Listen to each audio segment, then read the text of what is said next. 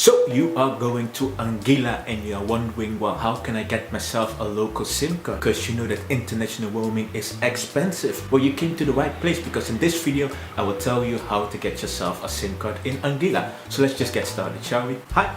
It's Odu from Phone Travelers here, where we talk about everything related to traveling with your phone, such as buying a SIM card in Anguilla. If videos like this sound interesting to you, make sure to subscribe to this channel. As I mentioned earlier in the video, international roaming can be expensive, especially when you are in the Caribbean. If you're wondering why international roaming is so expensive, I have a video up there that explains it much more in depth. But for now, let's just stick to getting a SIM card in Anguilla, and let's just talk about the operators first, because you have two different operators. You have Flow and Digicel. If you've been to other Caribbean nations, then you've probably heard of these operators before, because, well, it's your typical Caribbean duopoly. How much do SIM cards cost in Anguilla? You can get a SIM card for 25 XCD or East Caribbean dollars for both operators, so for both Flow and Digicel. And the SIM cards, they come with nothing, so no starter perks or benefits or anything, just the SIM cards themselves. Sometimes they do have promos, but well, not all the time. Where can you get yourself a SIM card in Anguilla? Well, Anguilla is quite small. Well, okay, most of the places in the Caribbean, they are small, but Anguilla is even smaller, meaning that there's only one store where you can get your SIM card. Well,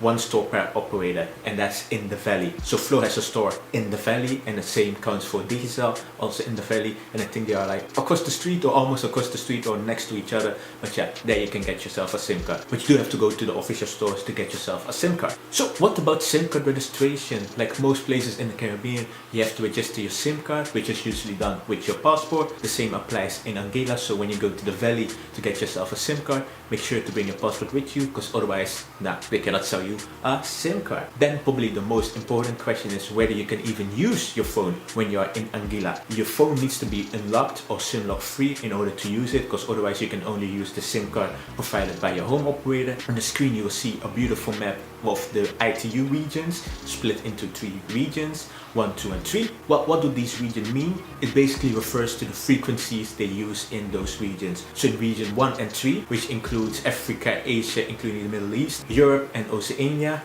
they typically use European frequencies, whereas in Americas, which includes North America, Central, South America, plus the Caribbean, they typically use American frequencies. But Anguilla falls in region 2, where they also use American frequencies. This means that if you bought your phone in region 1 or 3, that there's a big chance that you cannot use your phone when you are in Anguilla. Meaning that if you would use an Anguilla SIM card or try to roam there, your phone wouldn't work if it doesn't support the frequencies. If you have a medium end phone or a high end phone with 3-band or quad-band support, then it is possible that you can use your phone in Anguilla. Maybe you can only use the older frequencies, so 2G or 3G, which is of course slower than 4G. But if that's not the case and you have a low-end phone or an older phone, then you can use Digicel's 2G network, but 2G is, well, way too slow for modern data browsing. So, well, you could still call and text, but besides that, well, that's all you can do. If you want to learn more about frequencies and how it can impact your phone when traveling around the world,